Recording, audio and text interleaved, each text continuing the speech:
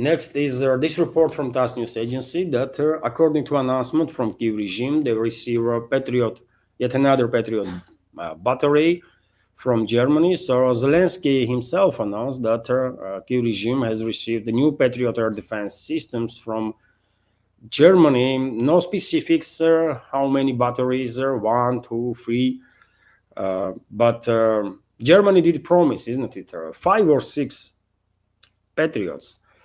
And there are 2 supposed to be delivered this year, and maybe this is exactly those 2 Patriot air batteries that Germany promised to deliver before end of 2025.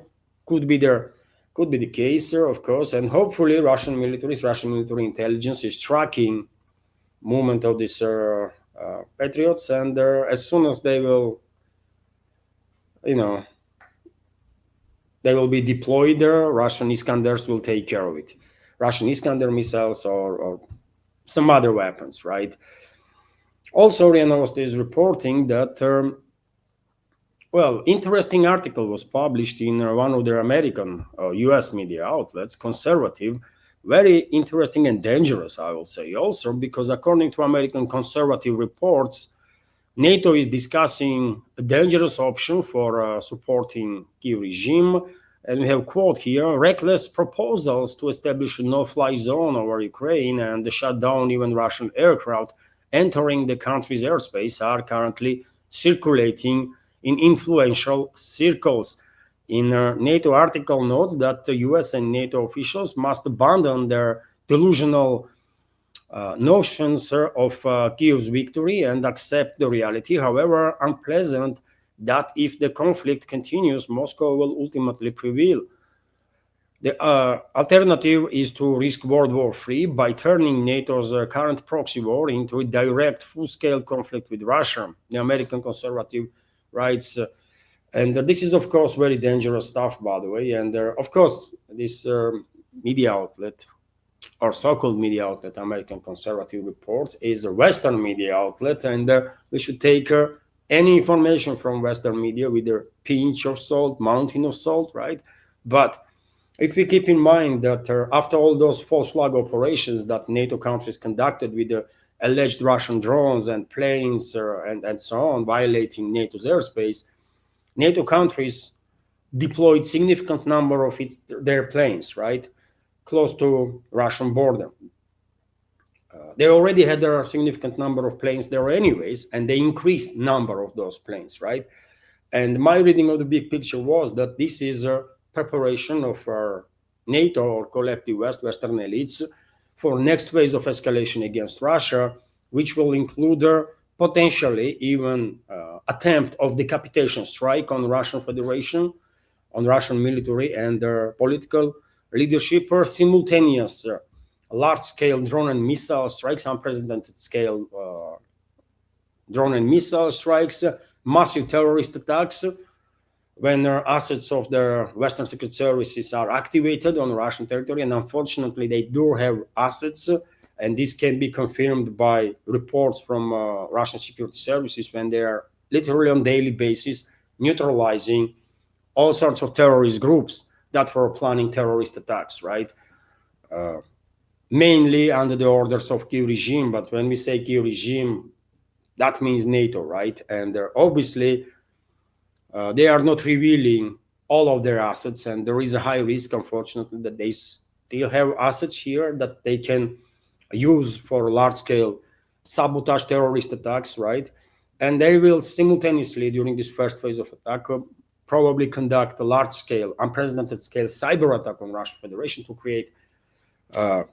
create situation of sort of absolute chaos, right?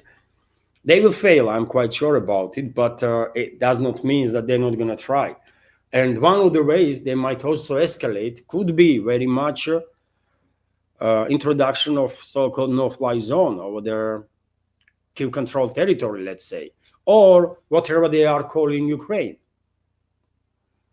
And of course, in that case, I mean, if this next phase of escalation is launched, by the way, we are in full scale, maybe not full scale, but we are in direct conflict. Russia and NATO at that point are in direct conflict, and Will this conflict transform into full-scale war or not is anybody's guess. But out of desperation, globalists and their allies, neocons, Zionists, and the rest, they might go any length, by the way, because they are just too desperate, right? And therefore, I think this report from American Conservative is worth our attention. Maybe NATO countries will actually go ahead, or countries of coalition of willing, let's say, that are also NATO member states, but sort of separated themselves, isn't it? That we are like operating separately, not as a NATO, but as a coalition of willing. Maybe that coalition of willing will try to introduce no-fly zone. Who knows? But in any case, of course, this next phase of escalation, if it's launched, and I'm afraid it will be launched, of course, will mean direct conflict between NATO and Russia, open conflict between NATO and Russia, and the only question at that point will be scale. Will it be full scale, which will mean end of humanity on this planet, or it will be like, I don't know how direct open conflict between NATO and Russia may not turn into a full-scale war, but maybe it will be limited exchange of fire or something, and because Russia will have no option after this next phase of escalation is launched by NATO, but to retaliate, and with such a force and scale that will shock globalists and Western elites in general.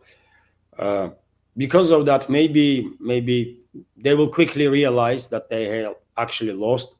I mean Western elites, and maybe they will actually begin de-escalating to save their freaking lives.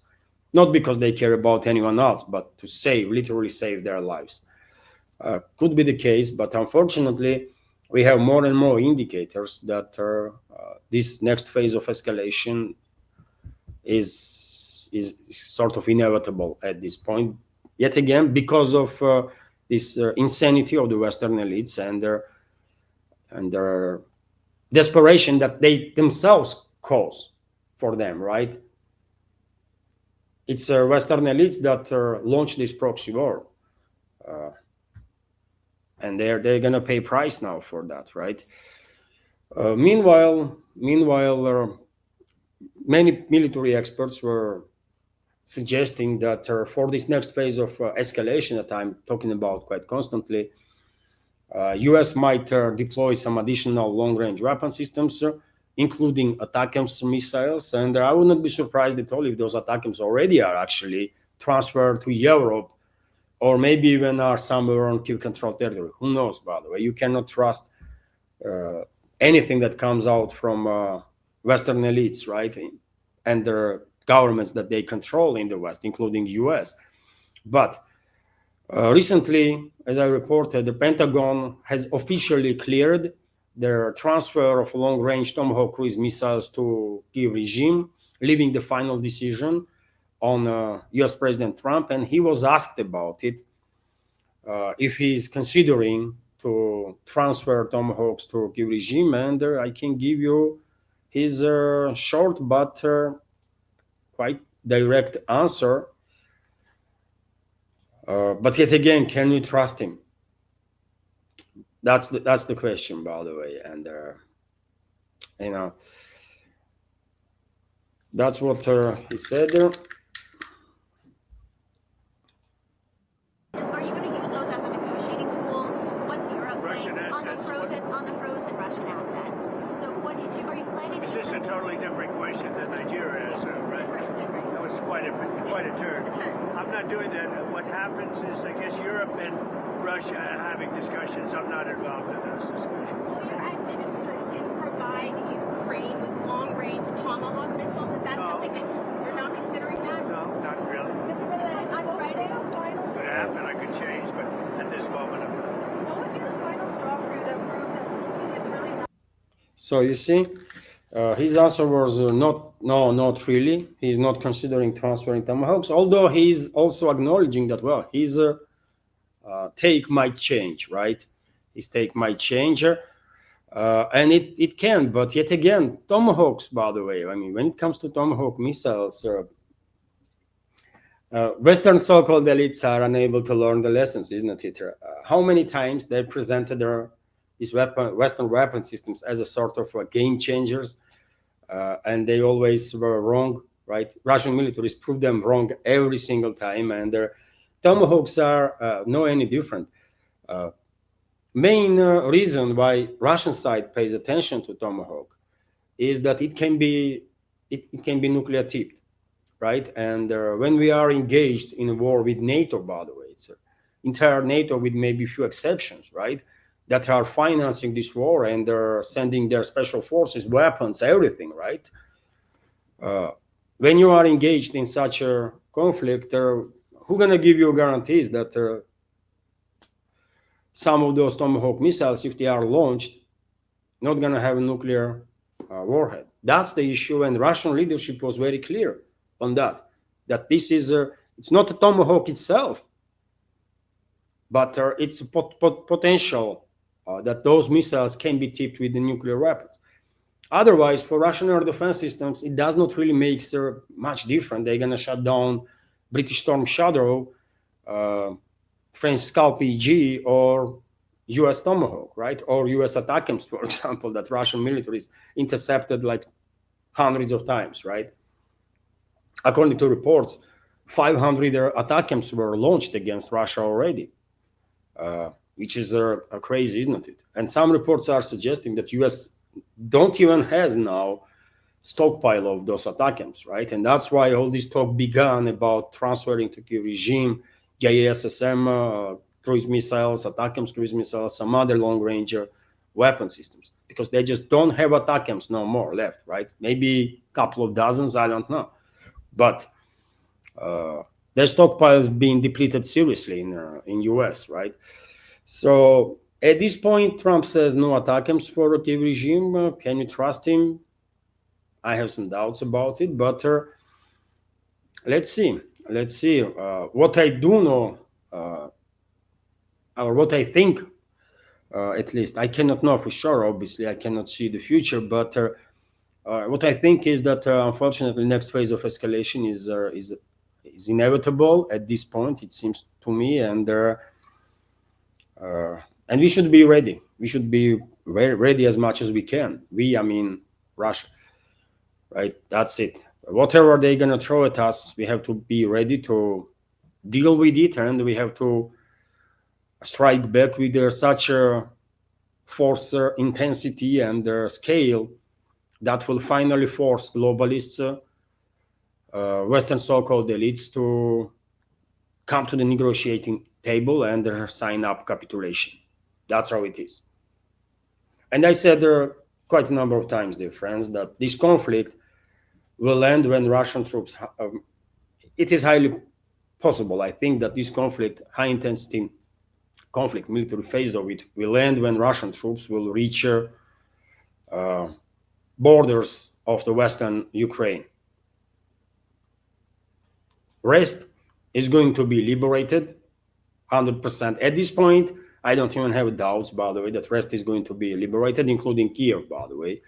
Of course, earlier, if you ask me a year ago or 2 years ago, I will say, you know what, most likely Ukraine will undergo full-scale disintegration, and western parts of Ukraine will be reclaimed. Poland, Hungary, and Romania. The rest of the territory, maybe with the exception of Kiev and surrounding couple of regions, will eventually join Russian Federation after referendums and so on, as it was done in Russian new regions. But and I was acknowledging that there is a possibility, slight chance, that Moscow would agree that Kiev and surrounding couple of regions will maintain quasi-statehood on the political map under their exclusive zone of Russian influence, completely free from the West, right? But now, if you ask me now, I will say there is not even a slight chance that there will be Ukraine left on the political map after this conflict will end. No, if West wants to keep such a quasi-state under such name, Ukraine, then they can do it in Western Ukraine. if they want to. But Poland, Hungary, and Romania might have a different opinion on that, right? Because most likely, whenever they will have a opportunity, they will reclaim their former territories. And I'm saying, dear friends, that Russian troops probably will stop on the borders with the Western Ukraine, because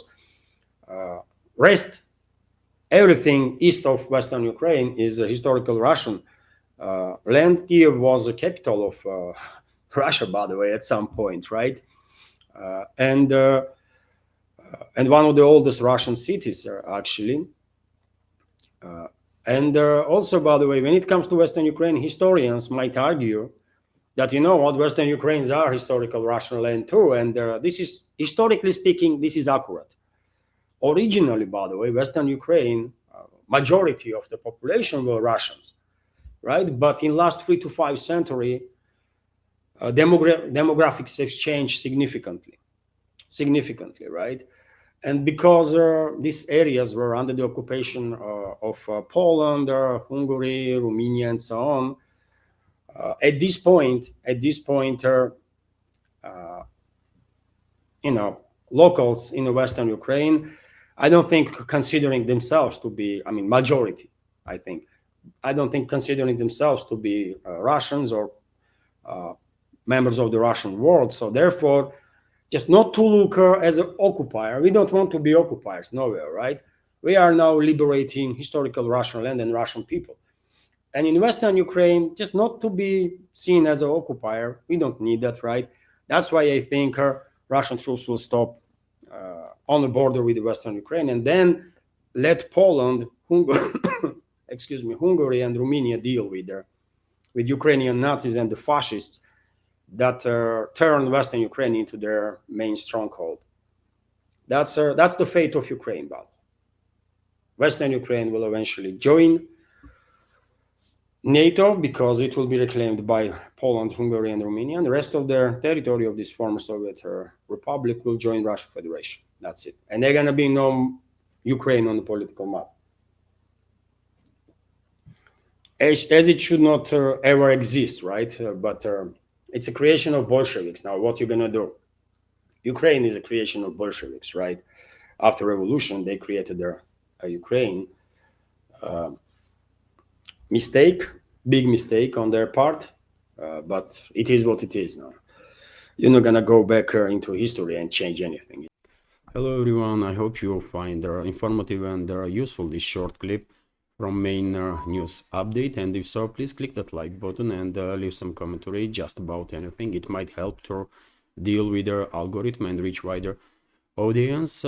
And if you like my work in general and want to support to save this media project, you can assist through several ways. You can donate to this project through PayPal platform or Boosty, also with the crypto currencies, or you can subscribe to my Patreon page and page on Boosty, where I have quite a lot of extra content on regular basis. All the links are on this video in description box and in the pinned comment. And of course, many thanks to everyone who already helped and continues to support. Thank you.